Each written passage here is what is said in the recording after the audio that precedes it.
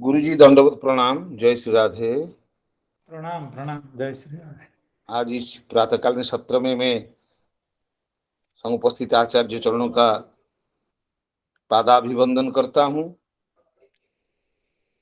इस समूह में समुपस्थित विराजमान हमारे परम रसिक श्रोतागणों को भी सादर अभिवंदन करता हूँ। इसी प्रातःकालीन संगोष्ठी में आज ये इस पावन संगोष्ठी में मैं आचार्य पाद से निवेदन करता हूं कि अपनी भागवत कथा रस सुधा से हम सभी को अभिसिंचित करे, आप्यायित करे, कृत्य कृत्य करे। जय जय श्री राधे। दंडवत प्रणाम।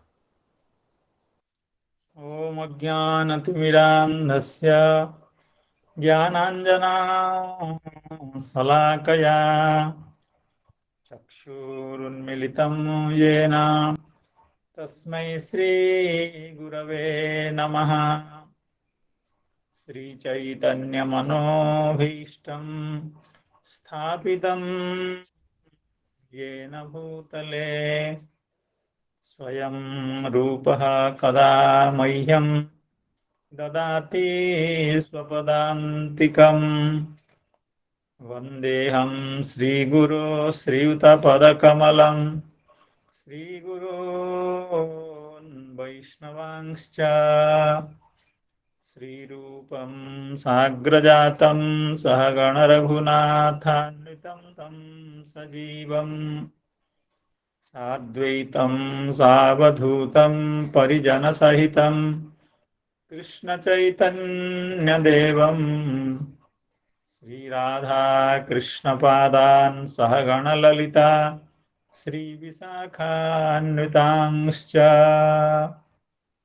हे कृष्णा करुणा सिन्धो दीनबन्धो जगत्पते गोपेश गोपिका कान्त राधाकान्त नमोऽस्तुते।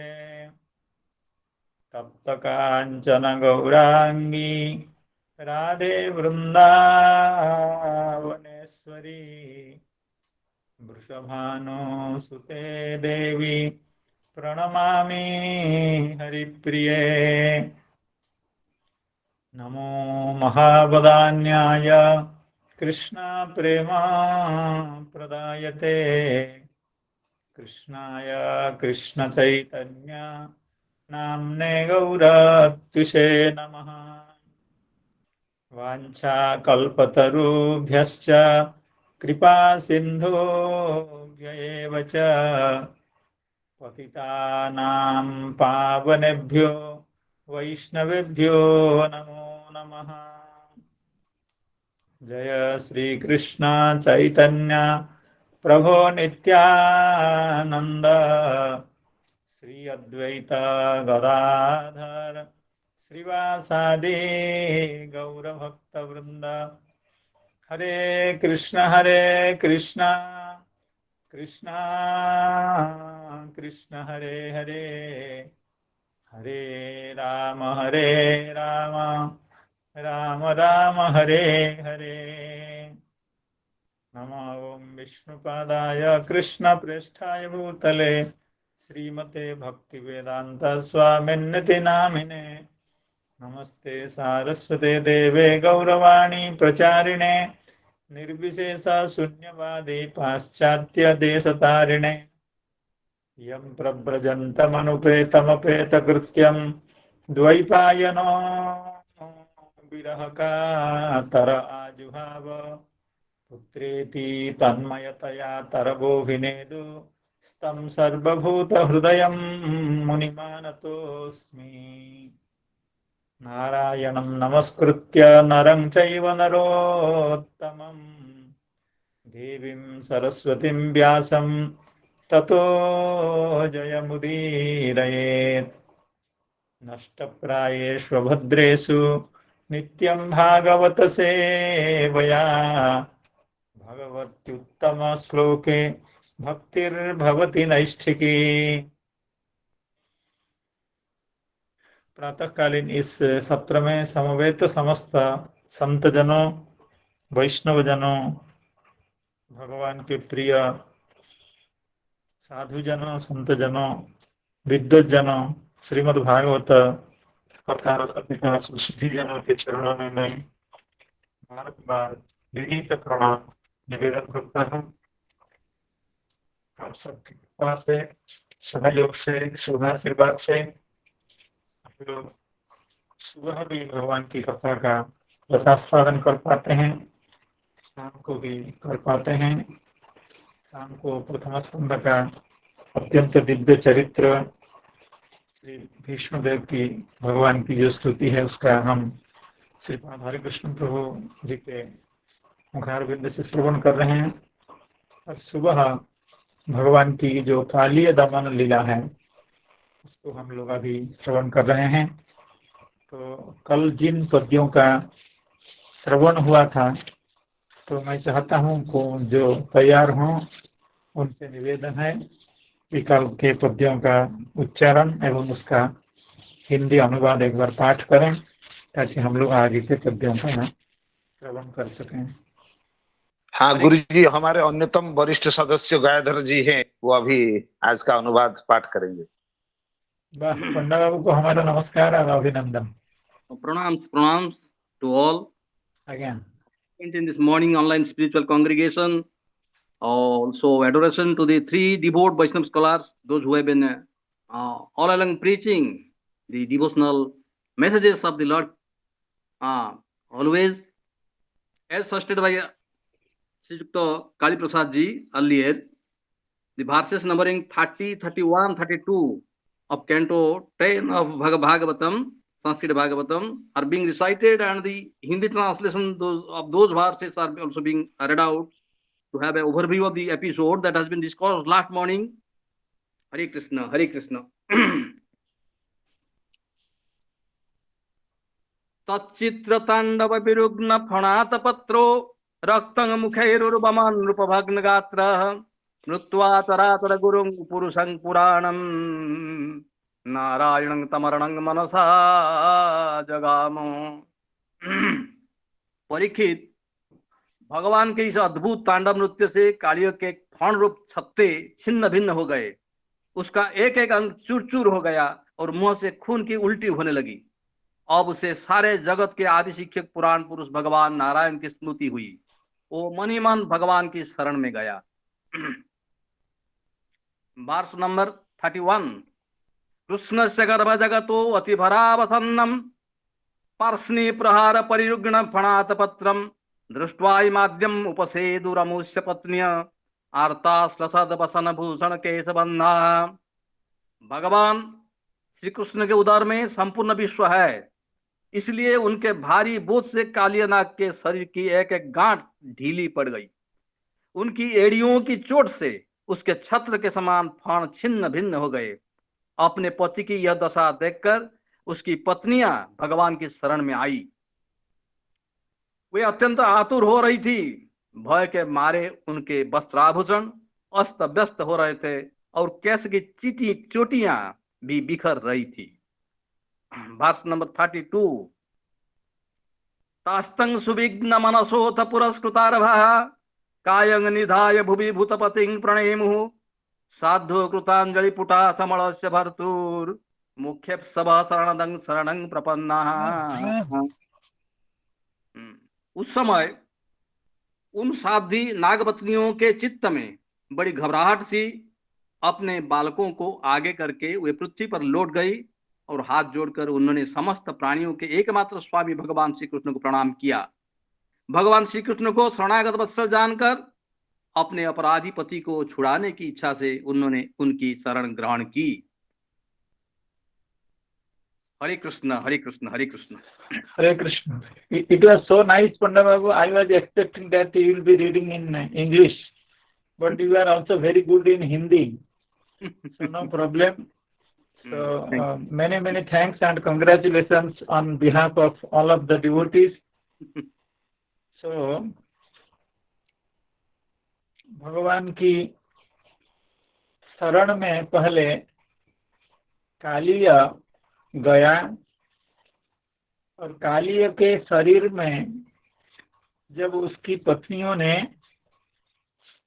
भक्ति के संचारी भाव का दर्शन किया, उनको लगा कि यह दुष्ट कालिय, यह हमारा पति कितना कहने के बाद भी कभी भी भगवान की बात की चर्चा नहीं करता था, न सुनता था, न भगवान के प्रति कोई विशेष इसका आकर्षण था।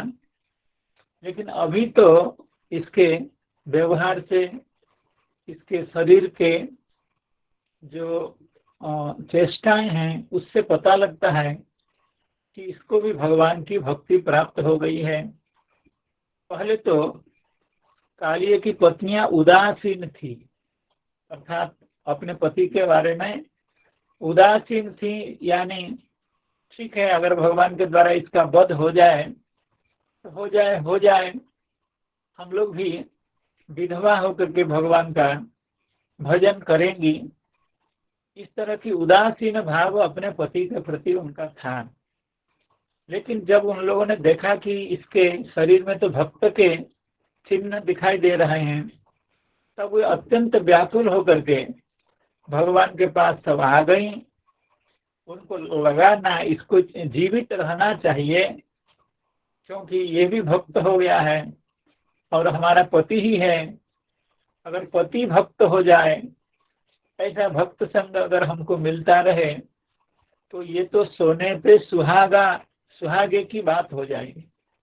इसलिए इसको जीवित रहना चाहिए।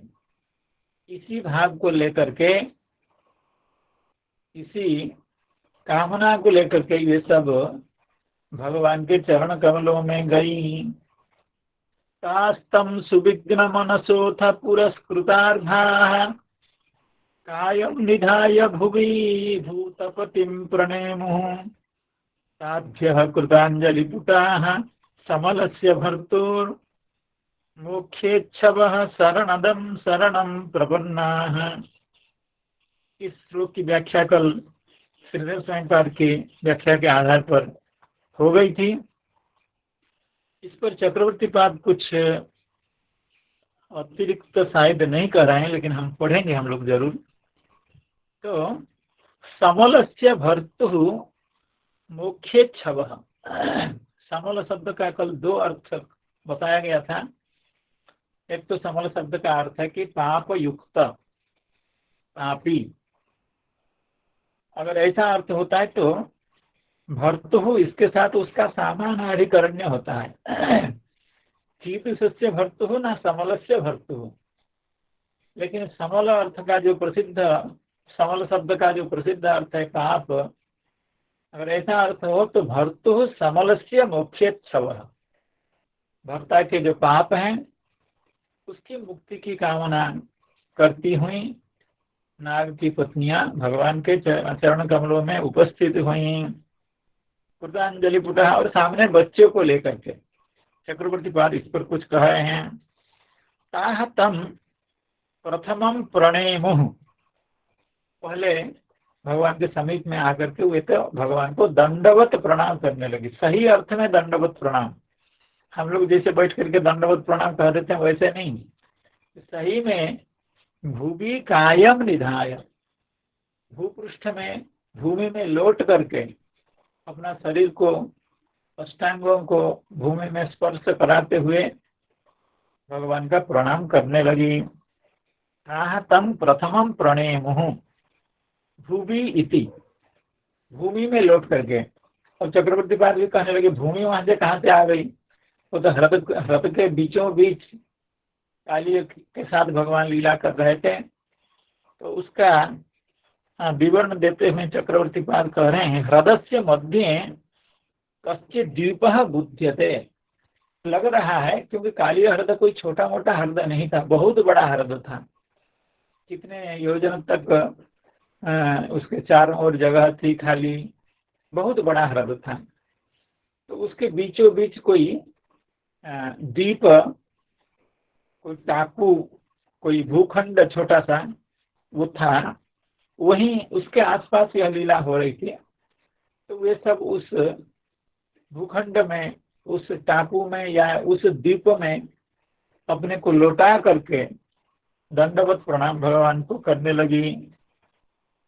प्रणेमुर भूमि इति हृदय मध्ये कश्चित् द्वीपः बुध्यते यत्रैव स्थितः कृष्णं कालीय वेष्टितः गोकुल जनैः अदृश्यत। और चक्रवर्ती पाद ये भी कहना चाहते हैं उस द्वीप में ही भगवान लीला कर रहे थे और उस द्वीप में ही कालिया की पत्नियां आकर के भगवान को लोटपोट होकर के प्रणाम करने लगी। यत्रैव स्थितः कृष्णः कालीय वेष्टितः, उस द्वीप में भगवान कालियों के द्वारा वेष्टित हुए थे और गोकुल जन जो दूर से देख रहे थे वो भी उनको वहीं दिख रहे थे। उस द्वीप में ही ये सब लीला हो रही थी। और जो पुरस्कृतार्थः, अर्भ शब्द का अर्थ है अर्भक यानी बालक, बच्चा, शिशु।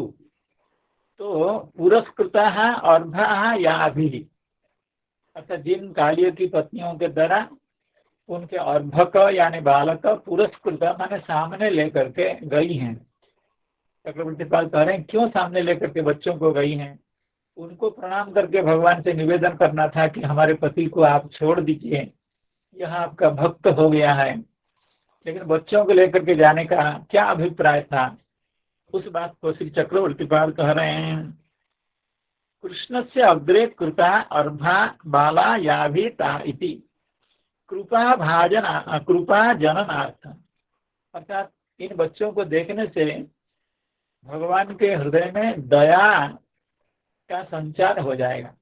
भगवान को भी लगेगा अगर कालिया का हमने वध कर दिया तो इन बालकों का क्या होगा, क्योंकि उनकी अनंत पत्नियां थीं, अनेक पत्नियां थीं और सभी को कोई ना कोई बच्चा था, तो उस बच्चे को लेकर के वे सब गई थी। चक्रवर्ती बात कहते हैं कृपा जननार्थम, भगवान तो ऐसे परम दयालु परम कृपालु हैं, लेकिन उनको लगा अगर हम इन असहाय बालकों को सामने लेकर के भगवान के चरण में सुला देंगे तो फिर भगवान की विशेष कृपा उनके हृदय में हो जाएगी। अब ऐसा हुआ भी। तो इति कृपा जननार्थम तास्तम सुविघ्न मनसोथ पुरस्कृतार्भाः कायं निधाय भुवि भूतपतिं प्रणेमुः ताभ्यः कृताञ्जलिपुटाः समलस्य भर्तुर् मोक्षेच्छवः शरणदं शरणं प्रपन्ना। तो शरणं प्रपन्ना प्रणेमुः, शरणागत होकर के कालिय की पत्नियां प्रणेमुः यानी प्रणाम करने लगी। तो भक्त जो होते हैं ऐसे प्रणाम करते हैं और भगवान की स्तुति भी करते हैं। और हम लोग सुने हैं कि कालिय की पत्नियां भक्ताएं थी, तो वे स्तुति भी करने लगी। नागपत्नियां ऊचुः, नागपत्नियां कालिय की पत्नियां ऊचुः कहने लगी, भगवान की स्तुति करने लगी। न्याज्यो हि दंडः कृतकीर्षेऽस्मिन् स्तवावतारः खल निग्रहाय रिपोः सुतानामपि तुल्यदृष्टेर् धत्से दमं फलम् एवानुशंसन्। न्याज्यो हि दंडः कृतकीर्षेऽस्मिन् स्तवावतारः खल निग्रहाय रिपोः सुतानामपि तुल्यदृष्टेर् धत्से दमं फलम् एवानुशंसन्। हे भगवान,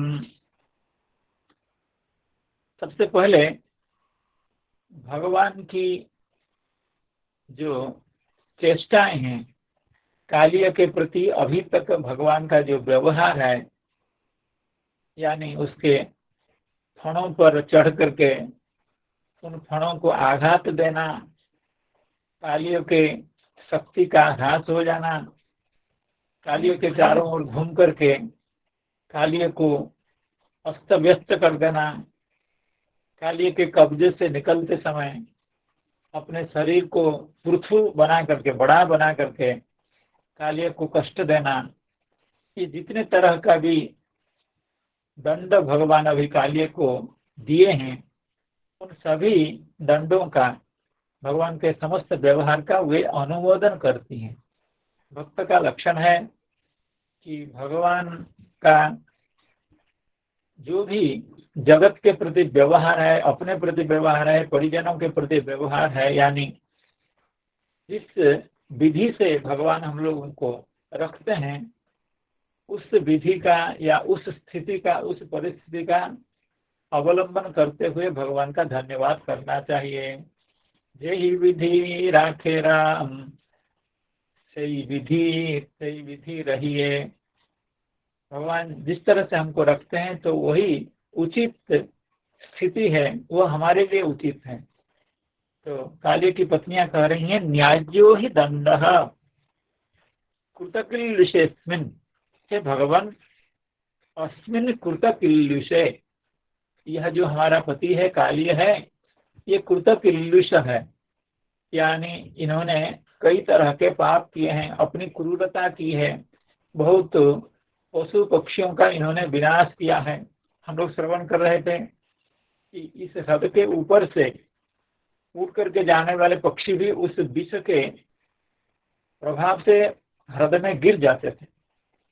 और ये भी सुने थे कि बहुत ऊपर तक चढ़ करके जो पक्षी जा रहे हैं वो भी गिर जाती थी। आसपास में जो पक्षियां गमन करती हैं वो तो गिरती हैं, लेकिन जो बहुत ऊंचे आकाश में जाती थी उस इलाके से होकर के जो गुजरती थी वो भी गिर जाती। तो इस तरह से पशु पक्षियों का विनाश करना, उनका आहार करना, और ऐसे किसी को भी उस हृदय में प्रवेश करने न देना, तो ये सब कालिय का कल्मश है। इसलिए यह जो कृतकीर्ष है, कृत पाप है कालिय अस्मिन् तब दंडः न्याज्यः, आपने इसका जो दंड विधान किया वो अत्यंत उचित है, समुचित है, हम लोग इसको सही मानती हैं। न्याज्यो ही दंडः कृतकीर्षेऽस्मिन्, क्यों?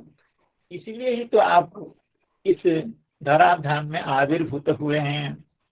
खल निग्रहाय तवावतारः, आपका अवतार का प्रयोजन तो यह है कि आप खलों को, दुष्टों को सही रास्ते पर लाएं, उनको दंडित करके उनका कल्याण करें।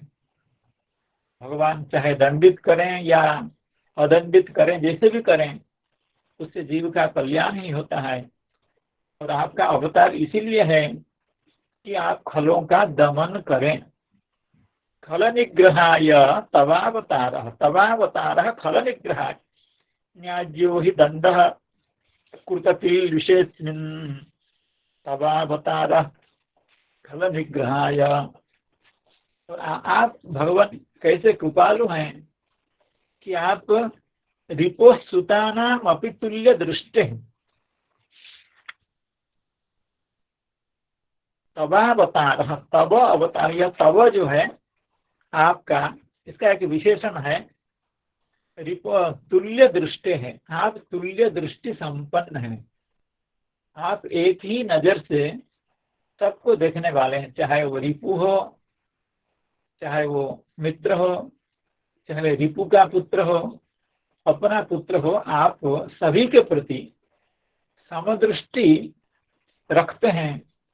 आप पक्षपात नहीं करते हैं।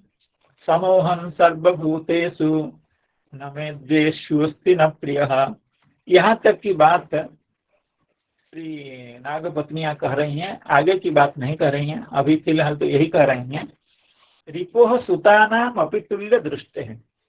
रिपोह सुतानाम अतः सुतेषु षष्ठी सप्तमी के अर्थ में हुआ है। अतः रिपु के सूतों के प्रति आप समदृष्टि संपन्न हैं। रिपु सुतानाम अपि तुल्य दृष्टे है धत्से दमं फलम एवानुशंसन। तो आप जब किसी को दंडित करते हैं, उसको फलम अर्थात उसके ऊपर आप कृपा करते हैं, अर्थात उसको दंड देने से उसके कैसे सद्गति होगी, इस तरह की चिंता करके, इस तरह का आकलन करते हुए, इस तरह का सोचते हुए आप खल को भी दंड देते हैं। आप खल को दुष्ट को जो दंड देते हैं वो इसलिए कि उसका कल्याण हो जाए। फलम एवं अनुशंसन, फल की चिंता करते हुए, फल का हिसाब करते हुए, उसके कल्याण का आकलन करते हुए आप उसको दंड देते हैं।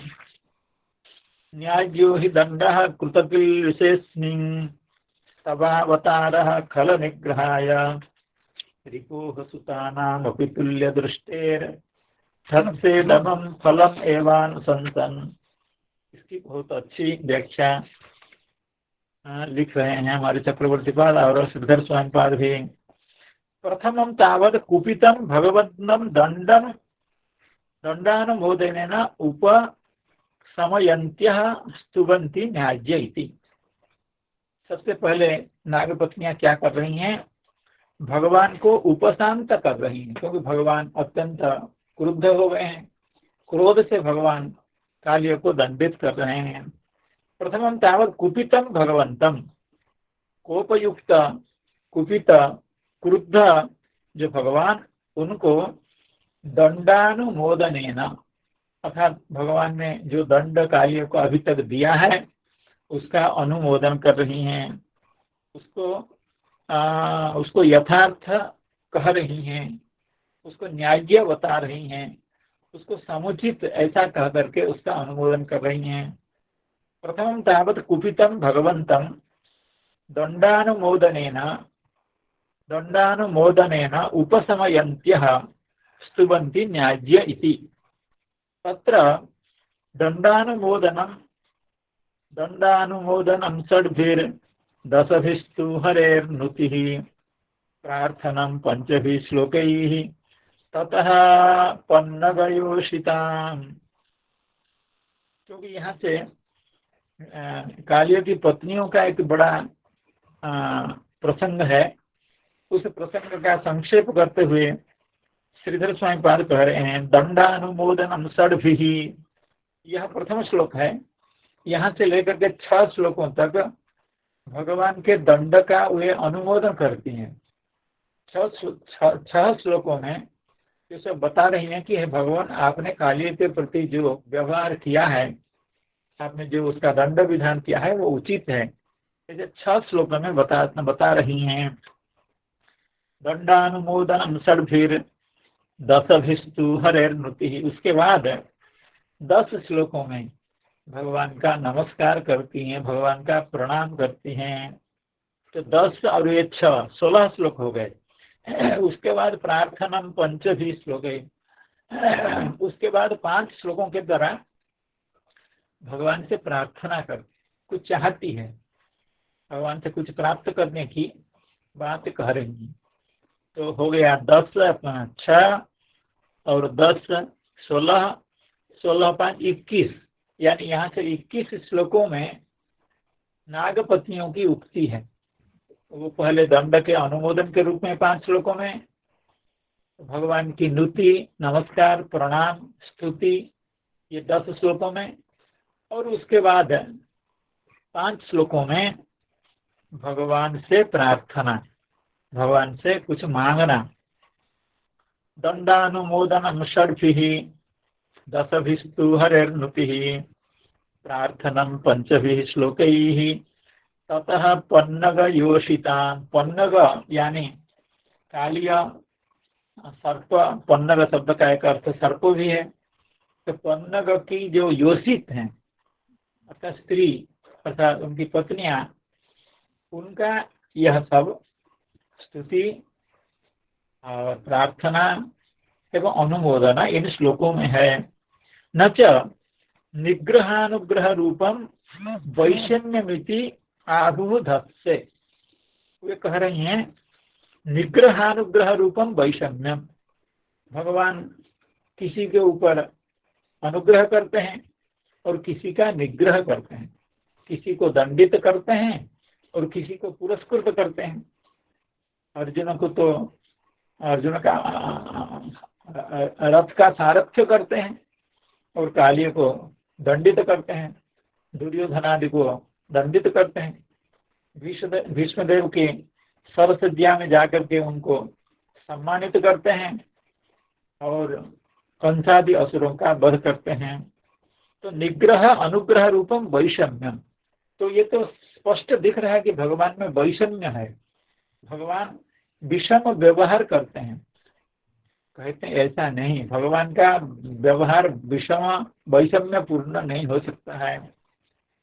न च निग्रहानुग्रह रूपम वैषम्यम इति आहु धत्से दमम इति।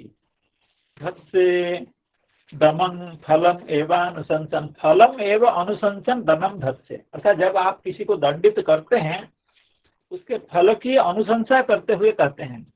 फल की अनुशंसा अर्थात उसका कल्याण हो, यहाँ फल शब्द का अर्थ है उसका कल्याण, और अनुशंसन का मतलब आलोचयन, अर्थात भली भांति आप पहले गणित कर लेते हैं कि अगर हम इसको दंडित करेंगे तो इसको कितना सुफल मिलेगा, अगर दंडित इसको नहीं किए तो इसकी क्या दुर्दशा होगी। इस तरह से आप गणित कर लेते हैं, हिसाब कर लेते हैं। जब देखते हैं कि ना हमारे दंडित करने से ही इसको कल्याण होगा, उस तरह से आप उसको दंडित करते हैं। तो फलम एवं अनुशंसन, फल के आलोचयन, चक्रवर्ती पाद यहाँ कुछ दूसरा कहेंगे, तो फल की आप हिसाब कर लेते हैं, उसके बाद उसको दंडित करते हैं। इसलिए आपका जो व्यवहार है वह रिपु सुत और अपने सुत में एक जैसा ही होता है। ये बात हम लोग चक्रवर्ती पाद की व्याख्या में पढ़ेंगे। चक्रवर्ती पाद ने कुछ अधिक व्याख्या लिखी है।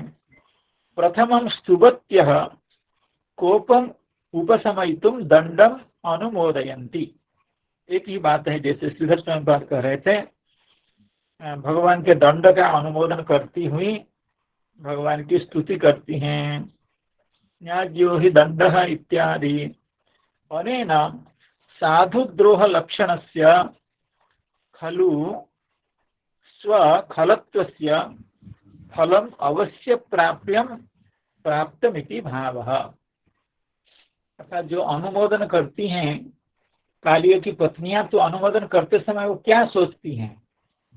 देखिए कुछ लोग ऐसा है कि मुंह पर अनुमोदन कर देते हैं, लेकिन उनके चित्त में, उनके हृदय में दूसरी बात रहती है। मनस्यन्यद वचस्यन्यद, ये दुरात्मा के लक्षण है। और महात्मा के क्या लक्षण है? मनस्येकम वचस्येकम, अर्थात वो हृदय में जो सोचता है वो उसकी वाणी में वही बात निकलती है। तो यहाँ भी ये नागपत्नियां हृदय में वही सोच रही हैं और भगवान से वही कह रही हैं। हृदय में क्या सोच रही हैं? अनेन साधुद्रोह लक्षणस्य स्वखलत्वस्य फलम अवश्य प्राप्यम। इन्होंने बहुत साधुओं के साथ द्रोह किया, अर्थात निरपराध प्राणियों के साथ इन्होंने बहुत द्रोह किया। निरपराध प्राणियों का वध करके उनको कष्ट दे करके इन्होंने बहुत बड़ा द्रोह किया।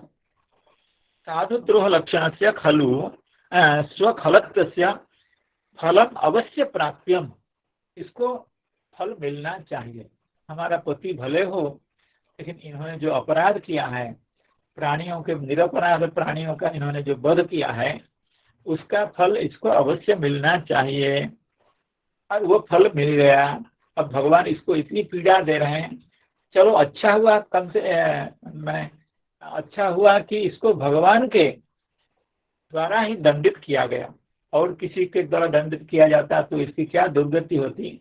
लेकिन साक्षात भगवान कृपा करके इसको दंडित करते हैं, ये बहुत अच्छी बात है। तो वो अंतर में भी ऐसा सोचती हैं और इस बात को भगवान के सामने प्रकाश भी करती हैं कि न्यायो ही दंड कृतकिल्लिशेस्मिन् तवावतारः खल निग्रहाय। ऐसा कहती हैं। शिष्टपालन दुष्ट निग्रह कृतः तव तु क्वापि वैषम्यम नैव अस्ति। मतलब हे भगवान, आप जब शिष्टों का पालन करते हैं, दुष्टों का निग्रह करते हैं, उसको देखने से तो लगता है कि वैषम्य है, लेकिन वो सही में वैषम्य नहीं है। वो आपकी परम कृपा है। चाहे आप किसी को दंडित करते हैं, वो भी कृपा है। चक्रवर्ती बाबा उसको कहेंगे कैसी कृपा है। हम लोग श्रवण किए हैं, इस बात को सुने हैं बार बार। तो शिष्ट पालन दुष्ट निग्रह कृतः तब तो क्वापि वैषम्यम नैव अस्ति। शिष्ट पालन एवं दुष्ट निग्रह करने वाले जो आप हैं, षष्ठी एक वचन, शिष्ट पालन दुष्ट निग्रह कृतः, षष्ठी एक वचन, तब तु क्वापि वैषम्यम नास्ति। शिष्ट पालन दुष्ट निग्रह करते हुए आप किसी के प्रति विषम भाव नहीं रखते हैं, किसी के प्रति दुर्भावना नहीं रखते हैं, सभी का कल्याण ही करना चाहते हैं। कैसे?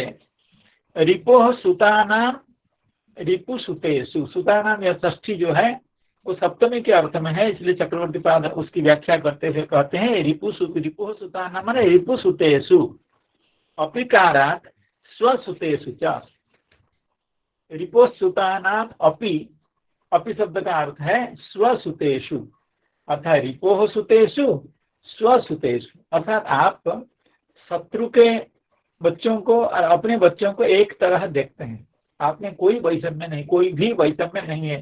ये नागपत्नियां कह रही हैं। देखिए कितनी विदुषी हैं, कितनी भक्ता हैं। वो भगवान के व्यवहार को कभी भी वैषम्य पूर्ण मानना नहीं चाहती हैं और निग्रह और अनुग्रह को दोनों को एक ही मानती हैं। और भगवान का व्यवहार रिपु सुत के प्रति एवं अपने सुत के प्रति भी एक है, ऐसी बात कह रही हैं। रिपोरपि पुत्रस्य शिष्टस्य प्रह्लादस्य पालन दर्शनात्। आहा, चक्रवर्ती पाद बड़ा सुंदर उदाहरण दे देते हैं।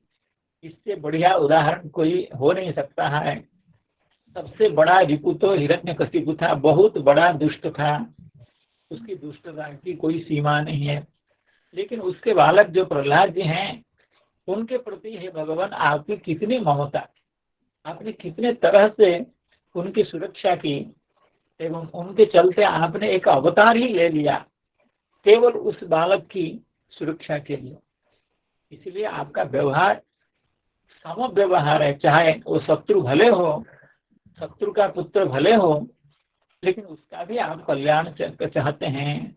रिपोह सुतेति यानी प्रहलाद महाराज जी के ऊपर रिपोह अपनी पुत्रस्य शिष्टस्य प्रहलादस्य पालन दर्शनात्। और ये भी है, आप अपने पुत्र का भी वध कर देते हैं। आपका पुत्र जब दुष्ट होता है, चाहे वो अपना पुत्र भले हो, लेकिन उसके प्रति भी आप कोई ममता नहीं रखते हैं। बड़ा सुंदर उदाहरण दे रहे हैं। स्वस्यापि सुतस्य नरकासुरस्य वध दर्शनाच्च। आपने नरकासुर का वध अपने हाथ से किया है। नरकासुर ये भौमासुर है, दूसरा नाम। और ये धरती माता का पुत्र है। भूमि के पुत्र होने के कारण इनका नाम भौमासुर है। और इसके पति, इसके पिता भगवान विष्णु हैं, क्योंकि पृथ्वी विष्णु पत्नी है और पृथ्वी का पुत्र है भौमासुर, नरकासुर। तो मतलब तो यही हुआ कि वे अपने पुत्र हैं। विष्णु के पुत्र होने का मतलब है कि अपने पुत्र हैं, लेकिन उसको भी आपने दंडित किया। तो भूमि भगवान की पत्नी है। समुद्र वसने देवी पर्वत स्तन मंडिते विष्णु पत्नी नमस्तुभ्यम पादस्पर्शम क्षमस्व में। सुबह उठ करके शिष्ट लोग जब पृथ्वी की वंदना करते हैं तो पृथ्वी को कहते हैं समुद्र वसने देवी पर्वत स्तन मंडिते विष्णु पत्नी नमस्तुभ्यम। हे धरती माता, आप विष्णु पत्नी हैं, आपको हम प्रणाम करते हैं और आप कृपा करके हमको जगह दीजिए। हम आपके शरीर में अपना पाद प्रक्षेप करना चाहते हैं, पाद न्यास करना चाहते हैं। तो इस स्थिति में और भी कथाओं में अर्थात विभिन्न पुराणों के आधार पर यह कहा गया है कि भगवान विष्णु की पत्नी भूमि है और उनके पुत्र हैं नरकासुर। और साक्षात भगवान ने नरकासुर का वध करके उसके द्वारा अवरुद्ध जो 16,001 कन्याएं हैं जिनका उद्धार करके भगवान एक साथ उनके साथ परिणय किया, विवाह किया। तो भगवान अपने पुत्र को भी वध कर देते हैं अगर वो दुष्ट हो। तो इसलिए भगवान का शत्रु के पुत्र हो या अपने पुत्र हो, सबके प्रति समान व्यवहार होता है। समान व्यवहार का मतलब दुष्ट अगर अपना पुत्र हो तो उसको निगृहित करते हैं, अब दूसरे का पुत्र, शत्रु का पुत्र अगर शिष्ट हो उसका परिपालन करते हैं। शिष्टस्य प्रह्लादस्य पालन दर्शनात् स्वस्यापि सुतस्य नरकासुरस्य वध दर्शनाच्च इति भावः। यह जो बात है, यह बात भगवान पृथु के संबंध में बड़े अच्छे शब्दों में कहा गया है। हम लोग जानते हैं, जो लोग पढ़े हैं, श्रीमद् भागवत का अध्ययन करते हैं, पृथ्वी महाराज का जब अवतार हुआ, अभी उन्होंने कोई राजोचित कार्य का शुभारंभ भी नहीं किया।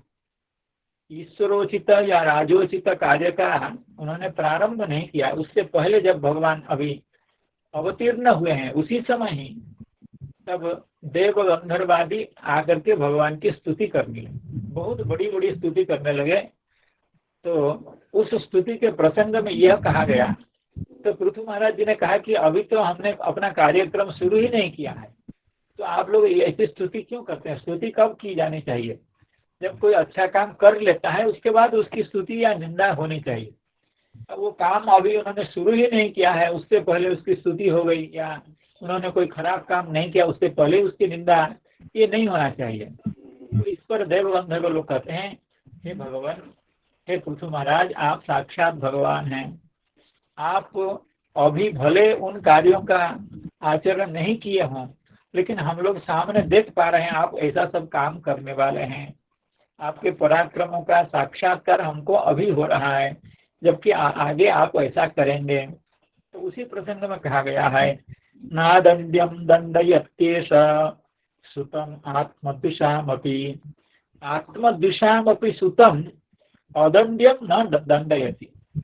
अर्थात जो आत्मद्विष होते हैं, यानी भगवान के शत्रु होते हैं, उनके जो अदंड्य सुत हैं, जिनको दंडित करने का कोई कारण नहीं है, उनको भगवान दंडित नहीं करते हैं। ना दंड्यम दंडयति, जो अदंड्य है उसको न दंडयति। और दंडयत्यात्मजम अपि, चाहे अपना बेटा क्यों न हो उसको आप दंडित करते हैं। कैसे? न दंड्यम, अपना बेटा भले हो, अगर वो दंड्य है, दंडनीय है, उसको आप दंडित करते हैं, क्योंकि आप धर्म पथे स्थित है। जब राजा धार्मिक होता है, धर्म पथ में रहता है, तो वो ही धार्मिक राजा है, ऐसा काम कर सकता है। और आजकल के जो राजा, उनकी क्या दुर्दशा है हम लोग नित्य निरंतर देख रहे हैं। लेकिन भगवान साक्षात जब पृथ्वी महाराज जी के रूप में या अन्य अन्य अवतार में अवतीर्ण होते हैं तो अदंड्य को कभी भी दंडित नहीं करते हैं, चाहे वो कोई भी हो। और जो दंडनीय है उसको अवश्य दंडित करते हैं, वो चाहे अपना पुत्र भी हो। लेकिन समझने की बात यह है, चाहे भगवान दंडित भी करते हैं, अदंडित भी करते हैं, सम्मानित करते हैं, उसका कोई अर्थ नहीं है। उसका एक ही अर्थ है कि उसका कल्याण हो जाए। तो इसलिए भगवान ने जिन जिन को निगृहित किया, दंडित किया, उसका भी आपने कल्याण ही किया। इस बात को अगले पद्यों में कालिया की पत्नियां कह रही हैं। न च खल निग्रहेपि नैर्घृण्यम इति आहु। खलों का भगवान जब निग्रह करते हैं उस समय ये नहीं समझना चाहिए कि भगवान निर्घृण है। घृणा शब्द का अर्थ है दया, निर्घृण का मतलब है निर्दय। भगवान दयाहीन होने के कारण दुष्टों को दंडित करते हैं, ऐसी बात नहीं है।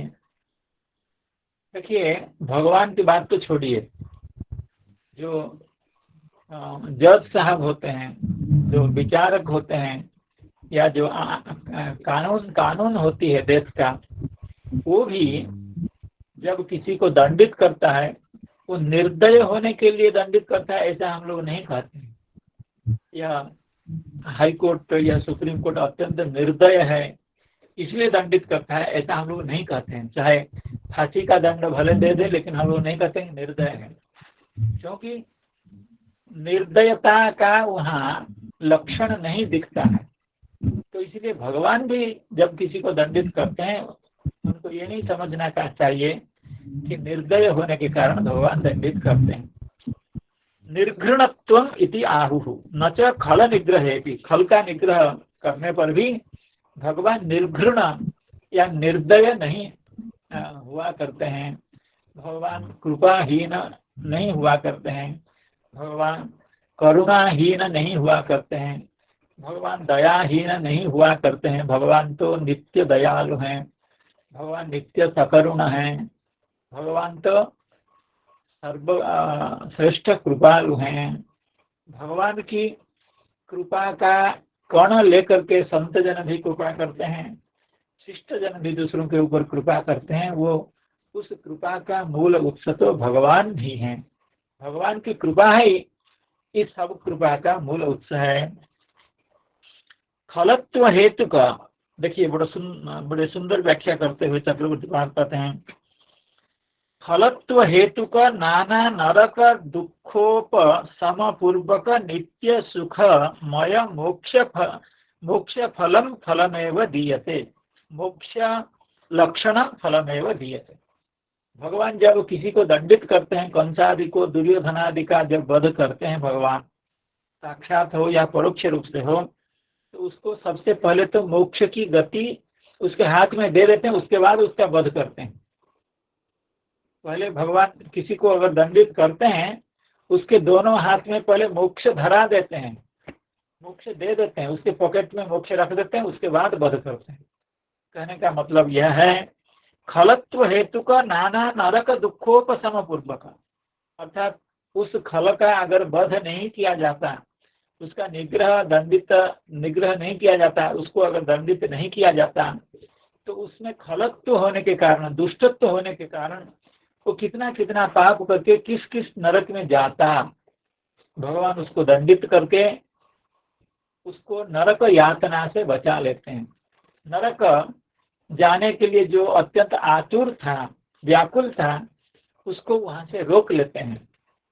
खलत्व हेतु का नाना नरक दुखोपशम, पहले तो नरक जाने से उसको रोक लेते हैं और उसका मुंह इधर करते हैं मोक्ष की ओर करके, भगवान उसको मोक्ष प्रदान कर देते हैं।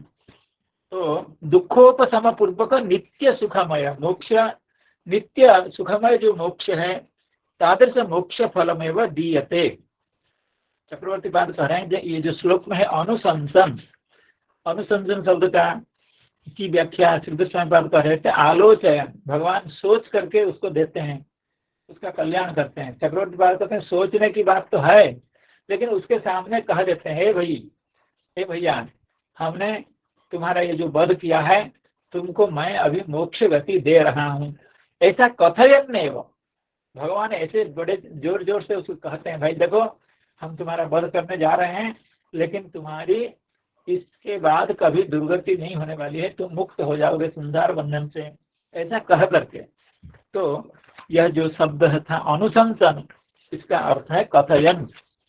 तो फलमेव दीयते मया इति अनुशंसन कथयन एवं दमन यानी दंडम धत्से। हे भगवान, आप ऐसा करके लोगों को दंड देते हैं।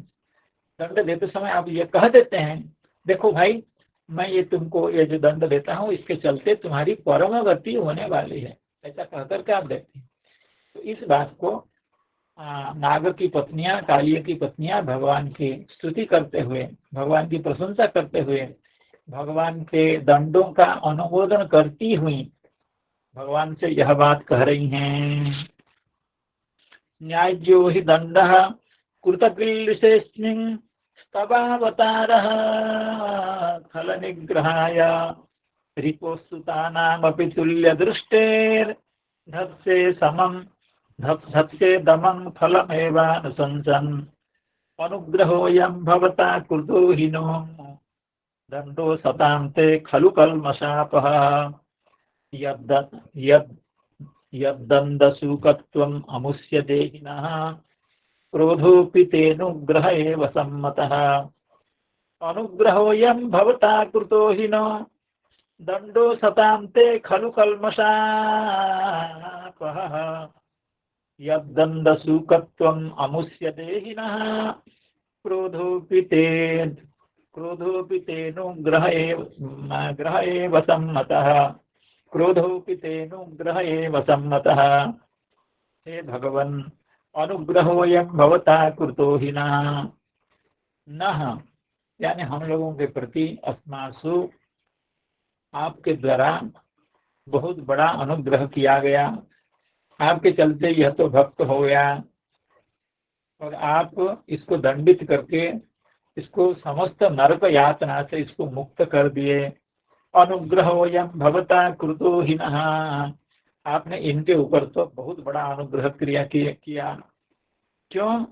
दंडो सतांते खलु कल्मषापः, आप जब असत को, दुष्ट को दंडित करते हैं, उसका क्या मतलब है?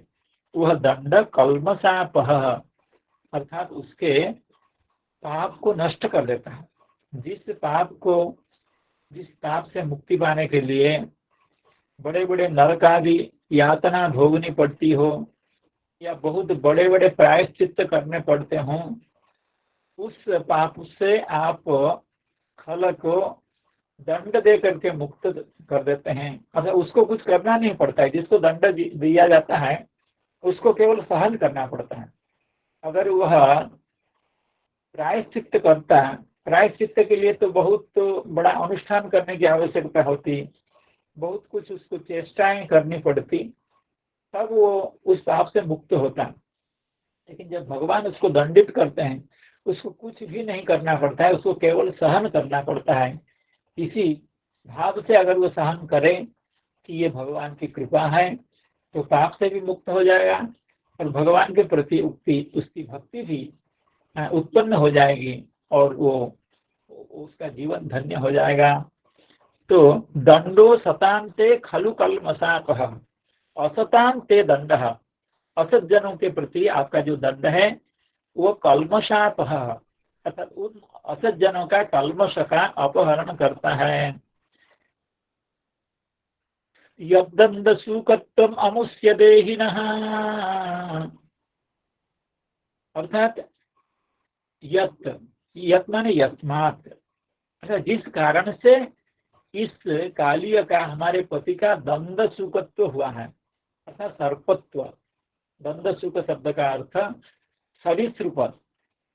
यत् यानी जिस पाप के कारण इस व्यक्ति का, अमुष्य देहिनः, अर्थात इस प्राणी का, इस व्यक्ति का, इस कालिय का दंड सुकत्व हुआ है, सरीसृपत्व यानी सर्पत्व, नागत्व इन्होंने प्राप्त किया है, ऐसा कल्मश को आप नष्ट करते हैं। आप कल्मशा, आपका दंड जो है वो कल्मशाप है, और जिस पाप के कारण इसका दंड सुकत्व है, यानी इसका सरीसृपत्व, इसका सर्पत्व, इसका नागत्व भी है। यद्दंड सुकत्वम अमुष्य देहिनः। और दूसरी बात यह है, क्रोधोपि तेनुग्रह एव सम्मतः। आपका क्रोध भी अनुग्रह माना जाता है।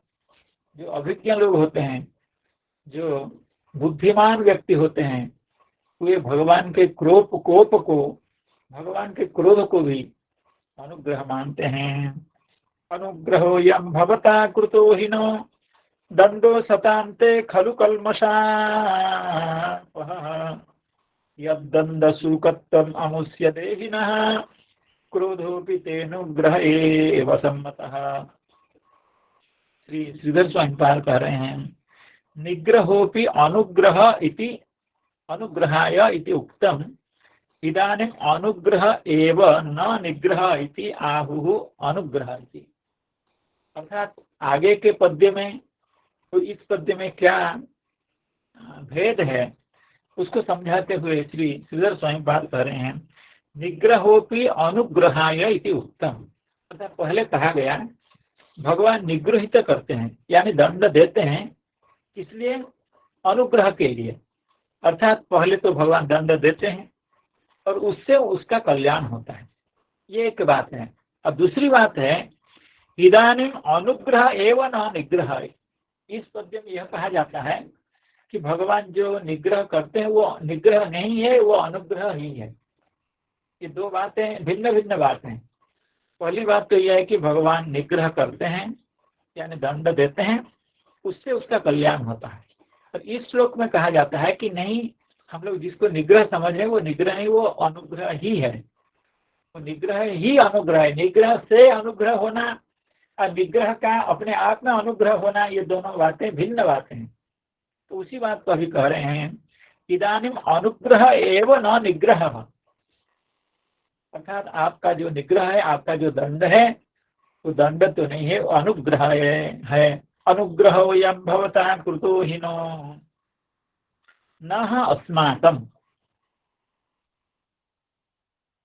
अनुग्रहो यं भवता कृतो हि न अस्माकम् अनुग्रह कृतः, यानी अस्मासु भवद्भिः अनुग्रह कृतः। यस्मात् अस्य सर्पत्वम्।